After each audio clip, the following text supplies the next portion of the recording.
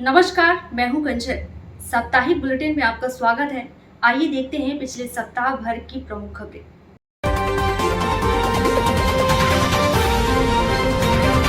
परिंदों को फांसी नहीं हुई तो मैं खुद उनका गला काट दूंगा। यह गुस्सा है 65 साल के उस बुजुर्ग का जिसकी 12 साल की मासूम पोती अस्पताल में जिंदगी और मौत की जंग लड़ रही है। मासूम की इस हालत के जिम्मेदार वो दो हैवान हैं जिन्होंने उसके साथ पहले गैंगरेप किया, फिर उसके प्राइवेट पार्ट को जख्मी कर जंगल में मरने के लिए छोड़ दिया। मासूम रात भर जंगल में तड़पती रही। वहीं अब रीवा के संजय गांधी मेडिकल कॉलेज के आईसीयू वार्ड में भर्ती है, जहां 5 डॉक्टरों की टीम की निगरानी में उसका इलाज चल रहा है। गैंगरेप करने वाले दोनों आरोपी मैहर पुलिस की गिरफ्त में हैं, जिन्हें सरेआम फांसी पर लटकाने की मांग की जा रही है। वहीं विपक्ष लगातार महिलाओं पर हो रहे अत्याचार को लेकर सरकार को इसके लिए जिम्मेदार बता रही है। वहीं गैंगरेप के आरोपी रवि कुमार और अतुल कुमार के मकान को बुलडोजर से ढहा दिया गया। प्रशासन की टीम ने शनिवार सुबह पहले आरोपी रवि कुमार का मकान ढहाने पहुंची। इसके बाद टीम आरोपी अतुल कुमार बढ़ोलिया का मकान ढहाने पहुंची तो परिवार की महिलाएं सामने आकर खड़ी हो गई। हाथ जोड़कर कहने लगी कि वारदात के वक्त तो बेटा ड्यूटी पर था, उसे फंसाया जा रहा है। पहले मामले की पूरी जांच की जाए, इसके बाद बुलडोजर चलाए जाए। हालांकि प्रशासन ने मकान ढहा दिया। हालांकि पीड़िता के बयान के बाद आरोपियों की शिनाख्त कराई गई थी और दोनों आरोपी अतुल कुमार बढ़ोलिया और रवि कुमार पुलिस की गिरफ्त में हैं। आरोपियों को कोर्ट में पेश किया गया है, जहां से उन्हें 10 अगस्त तक जेल में भेज दिया जाएगा। हमारे पास एक मरीज को जिसको सतना जिला चिकित्सालय से रेफर किया गया है, उसको लेके आए हैं और उसके साथ लैंगिक यौन अपराध हुआ है, ऐसा पता लगा है मैहर में, और उसको हमारे पास रेफ़र किया गया। हमारे चिकित्सकों ने अभी उसकी प्राथमिक जांच की है। प्राथमिक जांच में उसकी सामान्य स्थिति जिसे कहते हैं जनरल कंडीशन, वो स्थिर है और अभी उसका विस्तृत जांच किया जाना बाकी है। मैहर में जो घटना घटी है, एक मासूम बच्ची के साथ जिस दरिंदगी के साथ जो दुष्कर्म किया गया है, मन को दुखी कर देने वाली, पीड़ित कर देने वाली और बहुत ही निंदनीय घटना है। सिर्फ मैहर में ही एक बच्ची के साथ ऐसा नहीं हो रहा है, पूरे मध्य प्रदेश में छोटी छोटी बच्चियों के साथ दुष्कर्म की घटनाएं सामने आ रही हैं। और सबसे दुखद पहलू ये है कि अभी तक मध्य प्रदेश के अंदर ऐसा कोई उदाहरण नहीं आ पाया है कि इन छोटी बच्चियों के साथ दुष्कर्म करने वाले को फांसी दी गई हो। जब तक कानून का भय नहीं होगा तब तक निश्चित तौर पर इस प्रकार की घटनाएं होती जाएंगी। और मैं समझता हूं कि मध्य प्रदेश के अंदर नागरिकों के अंदर कानून का भय खत्म हो गया है। कहीं पे आदिवासी नौजवान के ऊपर पेशाब की जाती, कहीं मैला फेंका जाता है, और जिस प्रकार की घटनाएं पूरे मध्य प्रदेश में हो रही हैं, ये हमारे प्रदेश को शर्मसार कर देने वाली घटनाएं हैं।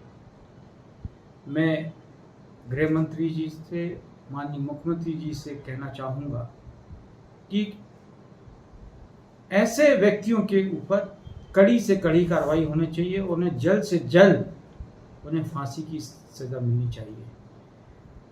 साथ ही साथ जनता दल का एक पुराना अभियान है, देश की बेटी मेरी बेटी जिम्मेदारी ले सरकार, अपराधी को तो दे दी फांसी, मेरा क्या होगा सरकार। ये हम उन सभी मासूम बच्चियों के लिए लड़ाई लड़ने जा रहा है जनता दल यूपी प्रदेश में, जिनके साथ ये दुष्कर्म होता है। और हम चाहते हैं, हमारी मांग है कि प्रदेश की सरकार, इस देश की सरकार ऐसी बच्चियों को अपनी बेटी बनाए, ऐसी बच्चियों को गोद ले, इनकी शिक्षा की व्यवस्था करे। जब ये शिक्षित हो जाएं तो इनको सरकारी नौकरी में प्रावधान रखे और साथ ही साथ ऐसी व्यवस्था करे कि आने वाला इनका जो जीवन है वो सुरक्षित और सुखमय हो जाए। मैं इस घटना की कड़ी निंदा करता हूँ, ईश्वर से प्रार्थना करता हूँ कि वो बच्ची जल्द से जल्द स्वस्थ हो जाए। और मैं आशा करता हूँ, न्यायपालिका से आशा करता हूँ, शासन प्रशासन से, कि ऐसे लोगों को जल्द से जल्द कड़ी से कड़ी फांसी की सजा दी जाए। मैं इस दुखी परिवार के प्रति भी अपनी संवेदना व्यक्त करता हूँ। राज्य शासन तत्काल संज्ञान लेते हुए एक राशि तत्काल उस परिवार को उपलब्ध कराए। विधानसभा चुनाव आते ही सामाजिक संगठनों ने अपनी अपनी टिकट की दावेदारी मजबूत करने की ठान ली है। चुनावी सरगर्मी को लेकर आज सेन समाज में आक्रोश है। अगर भाजपा चुनाव में सेन समाज के उम्मीदवार नहीं घोषित करती है तो सेन समाज भाजपा के विरोध में और कांग्रेस के पक्ष में वोट करने को मजबूर होगी। भोपाल विधायक विश्राम गृह सभागार में सेन समाज की 4 सूत्री मांगों को लेकर बैठक आयोजित की गई, जिसमें प्रदेश के सभी जिलों से सेन समाज के लोग शामिल हुए। बैठक का मुख्य उद्देश्य सेन समाज की एकता और सेन समाज को अनुसूचित जाति में शामिल करने के लिए मध्य प्रदेश में भारतीय जनता पार्टी और कांग्रेस पार्टी विधानसभा चुनाव में 5-5 टिकट सेन समाज को दिए जाए और संत शिरोमणि सेन जी महाराज की जन्मस्थली बांधवगढ़ में भूमि पूजन अति शीघ्र किया जाए। बैठक में मुख्य रूप से राजेश्वर सेन, गोरेलाल सेन, हीरालाल श्रीवास्तव, दर्शन सेन, ललित सेन, राकेश श्रीवास एवं सेन समाज के अनेक गणमान्य नागरिक उपस्थित रहे। एक है, अभी तो ये लड़ाई है, आगे और लड़ाई है। अभी तो ये लड़ाई है, आगे और लड़ाई है। सेन समाज पर अत्याचार बंद करो, बंद करो। सेन समाज पर अत्याचार बंद करो, बंद करो। कि हम आप सभी को, जो अभी हमारे प्रवीण जी ने कहा है, ललित जी ने कहा है, आज विधायक विश्राम गृह सभागार में सेन समाज की बैठक आयोजित की गई है। किन किन मुद्दों को लेकर आप बैठक आयोजित की गई है? आज ये सेन समाज की जो बैठक आयोजित की गई है, ये हमारे 4 मुद्दे प्रमुख थे, जिसमें सेन समाज को अनुसूचित जाति में शामिल किया जाए। दूसरा, हमारे आराध्य संत शिरोमणि सेन जी महाराज की जन्मस्थली बांधवगढ़, वहाँ बांधवगढ़ में भूमि पूजन को लेकर विगत कई वर्षों से पेंडिंग है, तो उसको लेकर भी हम लोगों ने आज ये तय किया कि मुख्यमंत्री से मिलकर जल्दी से जल्दी इस मांग को पूरा करेंगे। व्रत महोत्सव काम 2 के अंतर्गत भारतीय डाक विभाग के द्वारा जनजातीय उत्पाद विषय पर देश भर में जारी हो रहे फिलाटेली के कुल 75 विशेष आवरण की श्रृंखला में भोपाल संभाग के द्वारा भी गौड़ चित्रकला थीम पर एक विशेष आवरण जारी रॉयल मार्केट स्थित प्रधान डाकघर में किया गया, जिसमें जनजातीय कलाकार श्रीमती दुर्गाबाई व्याम के द्वारा गौड़ जनजाति पर बनाई गई पेंटिंग पर आधारित स्पेशल कवर का विमोचन जिला पंचायत सीईओ ऋतुराज सिंह द्वारा किया गया। इस अवसर पर पद्मश्री से सम्मानित प्रसिद्ध जनजातीय कलाकार श्रीमती दुर्गाबाई व्याम को सम्मानित किया गया। कार्यक्रम में डाक विभाग के सागर नैले शाह एवं राजमार्केट डाक विभाग की जयश्री एवं अन्य अधिकारी कर्मचारी उपस्थित रहे।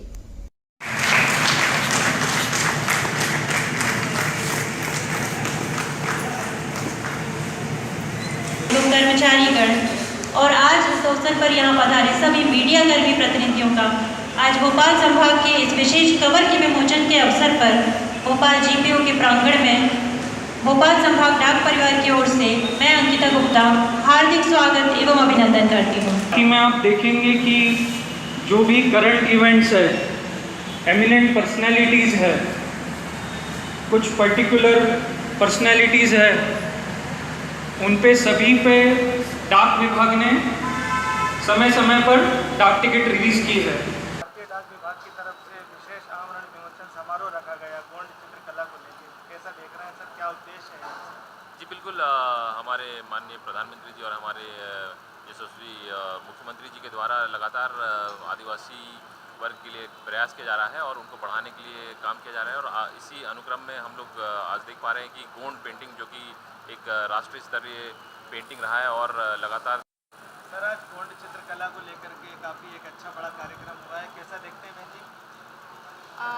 ये है आदिवासी गोंडी पिट्ठी चित्र, मतलब जो है गौड़ प्रधान पेंटिंग हम करते हैं।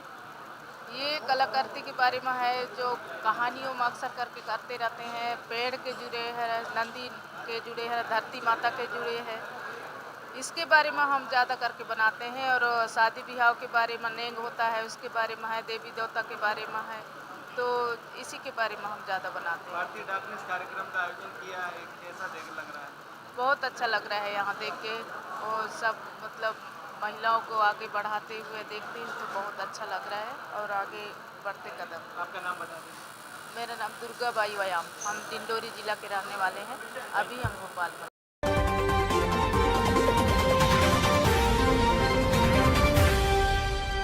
आदिवासियों से पुलिस ने लूटा करोड़ों का सोना। मध्य प्रदेश के अलीराजपुर में एक आदिवासी परिवार से पुलिस वालों ने 240 सोने के सिक्के लूट लिए। इन सिक्कों की कीमत लगभग 1 करोड़ रुपए से ज्यादा है। करोड़ों रुपए के लिए देशभक्ति और जनसेवा की कसम खाने वाले रक्षक लुटेरे बन गए। जांच में पता चला है कि पूरे थाने में जबरदस्त प्लानिंग कर इस घटना को अंजाम दिया गया। प्लानिंग के तहत पुलिस वालों ने थाने के सीसीटीवी बंद कर दिए। पकड़े न जाए इसलिए थाना प्रभारी ने एक दिन पहले ही छुट्टी ले ली थी। लूट के बाद थाने आकर लिखा कि अवैध रूप से शराब बेचने वालों को पकड़ने गए थे, लेकिन कुछ नहीं मिला।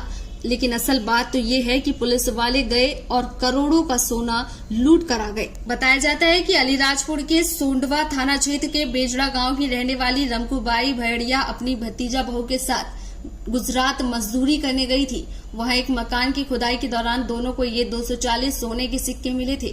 इसे वे चुपचाप लेकर अलीराजपुर लौट आए। ये सिक्के अंग्रेजों के जमाने के बताए जा रहे हैं। उन्होंने ये सिक्के घर में ही जमीन में छिपा कर रख दिए। बाद में पुलिस को मुखबिरों से इसकी जानकारी मिली।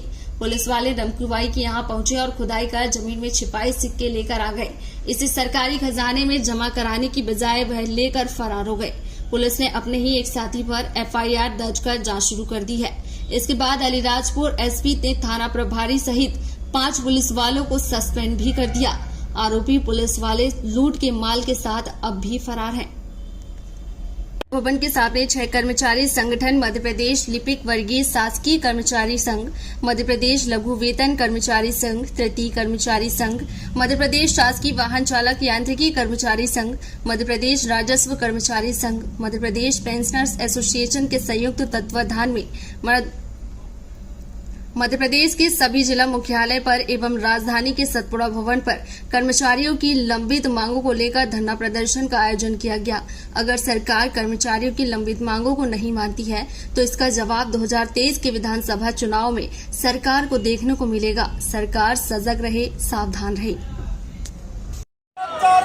जिंदाबाद जिंदाबाद, हमारी मांगे पूरी करो, हमारी मांगे पूरी करो, हमारी जिंदाबाद जिंदाबाद। हर दौर जुल्म की टक्कर में संघर्ष हमारा नारा है, हर दौर जुल्म की टक्कर में संघर्ष हमारा नारा है। अभी तो ये अंगड़ाई है, आगे और लड़ाई है, अभी तो ये अंगड़ाई है, आगे और लड़ाई है, अभी तो ये अंगड़ाई है, आगे और लड़ाई है। कर्मचारी एकता जिंदाबाद जिंदाबाद जिंदाबाद, कर्मचारी एकता जिंदाबाद जिंदाबाद जिंदाबाद। हमारी मांगे पूरी करो, हमारी मांगे पूरी करो, हमारी मांगे पूरी करो।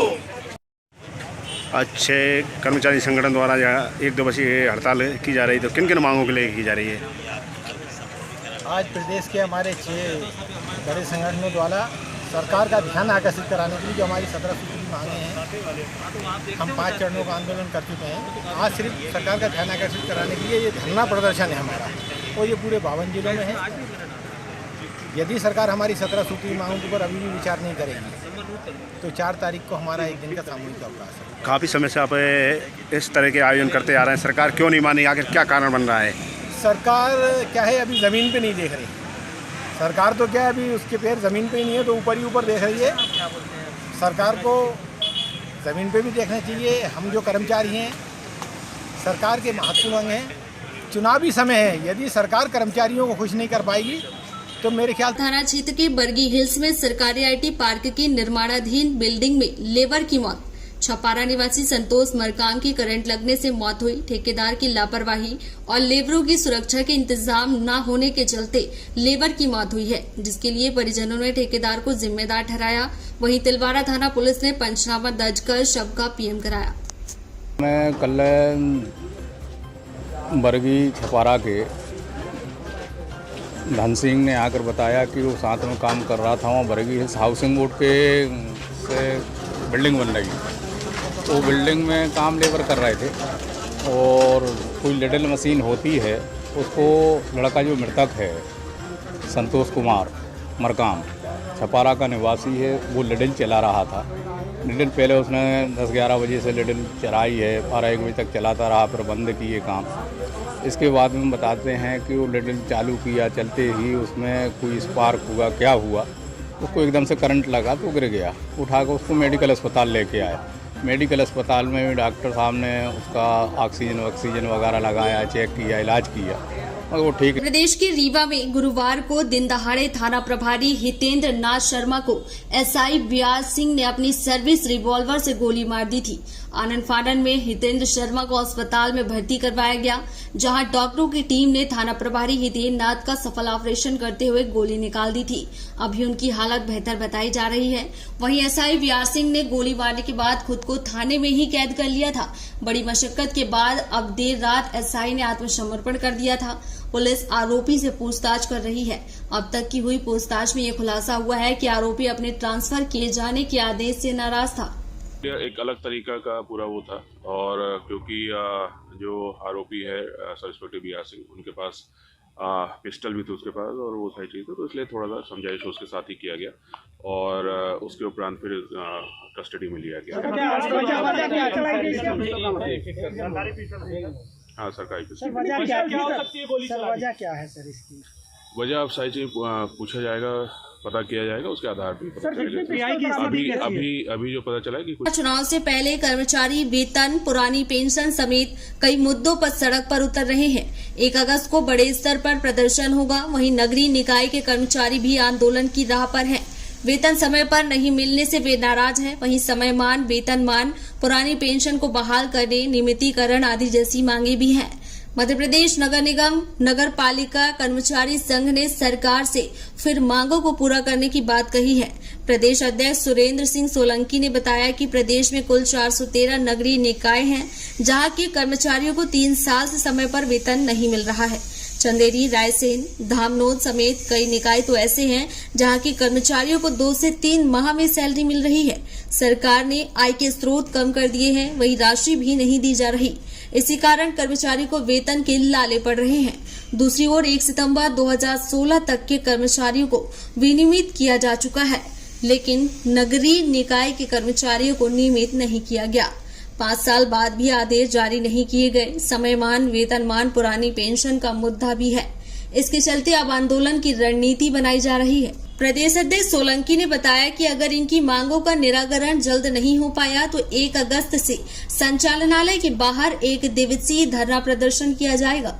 लापता युवक की तलाश में आधी रात जेल के पीछे खोदी गई कब्र। जबलपुर में मंगलवार बुधवार की दरमियानी रात शहर में कुछ ऐसा घटनाक्रम हुआ जो अब चर्चा का विषय बना हुआ है। कैंट थाना क्षेत्र का सदर निवासी बजरंग दल के रोहित यादव 31 साल 19 जुलाई को रहस्यमय तरीके से गायब हो गया। रोहित की तलाश के बाद परिजनों ने कैंट थाने में गुमशुदगी दर्ज कराते हुए अपने स्तर पर तलाश शुरू रखी। मंगलवार शाम रोहित के परिजनों के पास एक नए नंबर से कॉल आया और उसने कहा कि रोहित की हत्या कर उसकी लाश को सेंट्रल जेल के पास दफनाया गया है। सूचना देने वाले ने फोन काटने के बाद मोबाइल स्विच ऑफ कर लिया। परिजनों ने कॉल आने की सूचना कैंट पुलिस को दी। रात में ही कब्र खोदने को लेकर बजरंग दल के वरिष्ठ नेता दबाव बनाने लगे, जिसके बाद पुलिस जेल के आसपास नए गड्ढे की तलाश करने पहुंची। रात करीब 11 बजे पुलिस को एक गड्ढा मिला, जिसके बाद मौके पर पहुंचे पुलिस और प्रशासनिक अधिकारियों की मौजूदगी में गड्ढे की मिट्टी को हटाया गया तो उसमें मरा हुआ कुत्ता मिला। यह पूरा घटनाक्रम रात 2 बजे तक चलता रहा। आसपास हुई पूछताछ के बाद एक स्थानीय महिला ने पुलिस को बताया कि करीब 4 दिन पहले वे छत में कपड़े सुखाने के लिए गई थी, तभी 2 व्यक्ति गड्ढा खोद रहे थे। कैंट पुलिस के मुताबिक परिजनों को कॉल कर सूचना देने वाले व्यक्ति की तलाश की जा रही है। सूचना देने के बाद से मोबाइल अब तक बंद है। साइबर सेल की टीम भी उक्त नंबर को ट्रेस करने में लगी हुई है। इधर लापता रोहित यादव की तलाश में सक्रिय हुई पुलिस ने आज रोहित के साथ रहने वाले दोस्तों और परिचितों से पूछताछ शुरू की।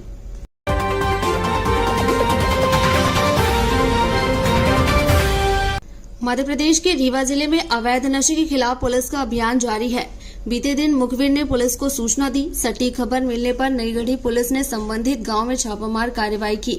वहां तस्कर के घर की तलाशी ली गई, तभी एक थैले से आधा किलो गांजा जब्त किया गया। फिलहाल पुलिस ने नशे के सौदागर को घेराबंदी कर पकड़ लिया, साथ ही NDPS एक्ट लगाकर जेल भेज दिया।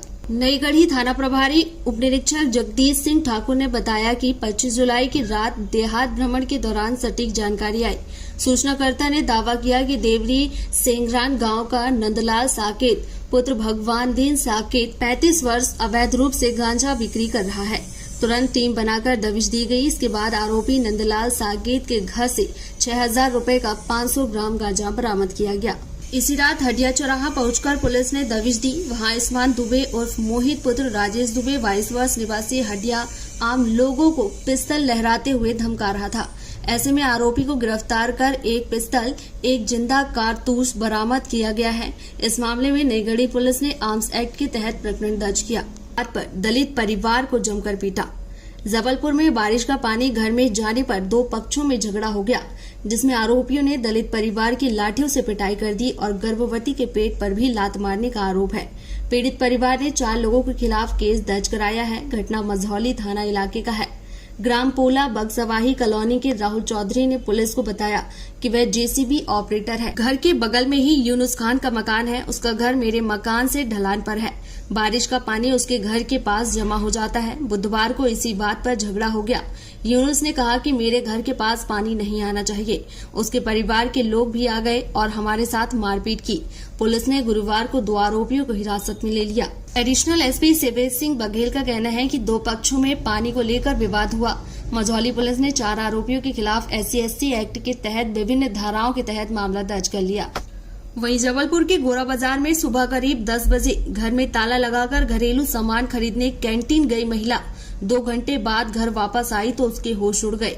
अज्ञात चोर ताला तोड़कर अलमारी व अन्य स्थानों में रखे सोने चांदी के जेवर और नकदी चुरा ले गए। पीड़ित महिला की शिकायत पर गोरा बाजार थाना पुलिस ने FIR दर्ज करते हुए चोर की पतासाजी शुरू कर दी। गोरा बाजार पुलिस ने बताया कि निर्माण नगर कॉलोनी मकान नंबर 146 निवासी आशीष सिंह परिहार की पत्नी सोनू सिंह सुबह करीब 10 बजे घर में ताला लगाकर CMM कैंटीन गई थी। कैंटीन से खरीदी करने के उपरांत महिला सोनू सिंह दोपहर करीब 12 बजे घर पहुंची तो देखा कि मुख्य दरवाजे में लगा ताला कटा हुआ पड़ा है। कमरे में रखी अलमारी खुली हुई पड़ी है और पूरा सामान बिखरा हुआ पड़ा है। महिला ने चोरी होने की सूचना पति को देते हुए पड़ोस में लगे CCTV कैमरे के फुटेज चेक कराए तो एक युवक फुटेज में आते जाते दिख रहा है। फुटेज पुलिस को दिए गए, जिसके आधार पर पुलिस चोर तक पहुंचने का प्रयास कर रही है।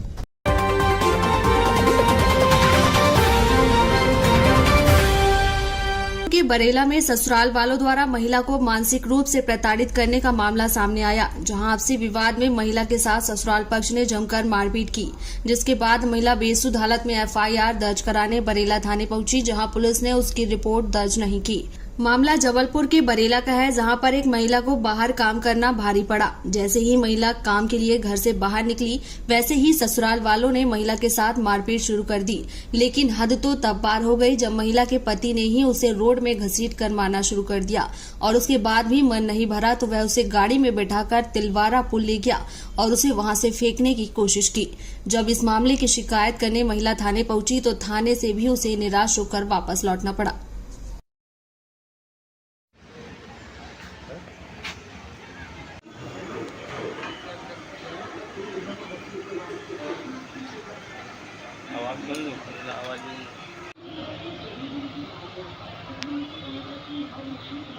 जब मेरे घर वाले आए उनको भी मारा पीटा, मुझे भी मारा पीटा और इस तरह मारा पीटा कि मेरे को घर से लेके बाहर तक मारते हुए लाए और रोड में बाल पकड़ के मेरी सास ने मेरा मंगलसूत्र छुड़ाया। पापा ने हाथ मारा तो चूड़ी भी टूट गई और अन्य सिर के बार मुझे पटक दिया। उस समय मैं बेहोश हो गई। मुझे फिर उसके बाद कुछ नहीं पता। मम्मी लोग थाने लेके गई, थाने वाले ने रिपोर्ट नहीं लिखा। क्यों नहीं लिखा रिपोर्ट, क्या कारण था? जाके इंदू तिवारी से मेरे ससुराल वाले फ़ोन कर दिए कि रिपोर्ट नहीं लिखी गई, जबकि ऐसी कंडीशन में थी मैं। उन्होंने कह दिया कि तुम जाओ, ये नहीं सुने। कौन सा थाना लगता है, कहाँ रहते हो आप? मैं बरेला सरकारी हॉस्पिटल के पीछे 15 नंबर बार। क्या नाम है आपका? आरती मेहरा। क्या करते हैं आपके हस्बैंड? 108 गाड़ी चलाते। ठीक, क्या नाम है उनका? मेरे ससुर उषा मेहरा, राजन मेहरा, राजकुमार मेहरा, 4 में मिलकर मुझे घसीट कर मारा। बस ठीक।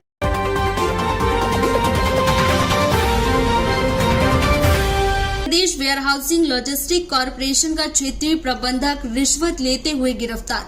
मध्य प्रदेश वेयर हाउसिंग एवं लॉजिस्टिक कॉर्पोरेशन के क्षेत्रीय प्रबंधक को जबलपुर लोकायुक्त की टीम ने 10,000 रुपए की रिश्वत लेते रंगे हाथों पकड़ा। रिश्वत किराए के भुगतान के बदले मांगी जा रही थी। लोकायुक्त पुलिस अधीक्षक ने बताया कि दिनांक 26 जुलाई को आवेदक अमित सिंह ठाकुर के द्वारा लोकायुक्त कार्यालय जबलपुर में लिखित शिकायत दी गई थी। इसमें आवेदक ने बताया कि वह एक वेयर हाउस व्यवसायी है। उक्त वेयर हाउस अमित सिंह की माताजी के नाम पर है, जिसकी समस्त लेन देन का कार्य आवेदक करता है। वेयर हाउस के मासिक भुगतान के संबंध में जानकारी जब आवेदक Madhya Pradesh where housing corporation के क्षेत्रीय प्रबंधक संदीप बिसारिया से मिला तो उनके द्वारा किराया देने के एवज में 10,000 रुपए की मांग की गई, जिसे आज 27 जुलाई को लोकायुक्त टीम के द्वारा 10,000 लेते हुए शासकीय निवास में प्रातः 10 बजे रंगे हाथों पकड़ा गया।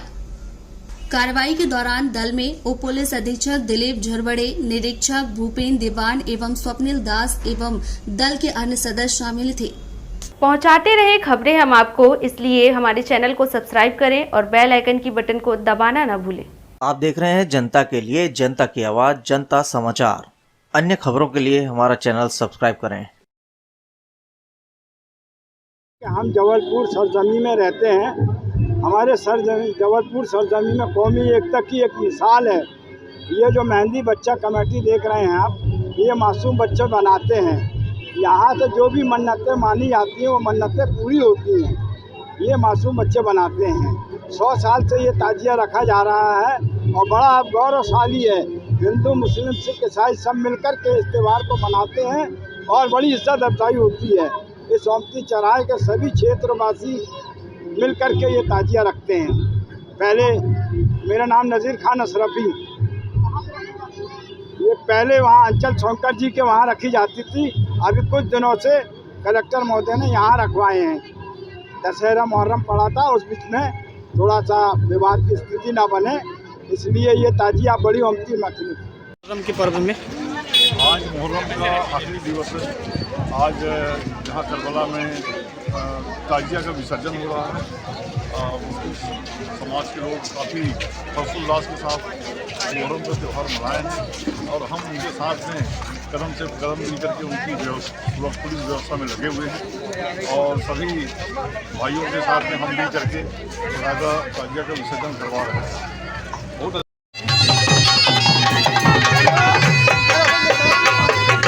राजा कसाई खटीक मोहल्ले की सवारी है और सरदार साहब आइए, मैं आपका आशीर्वाद।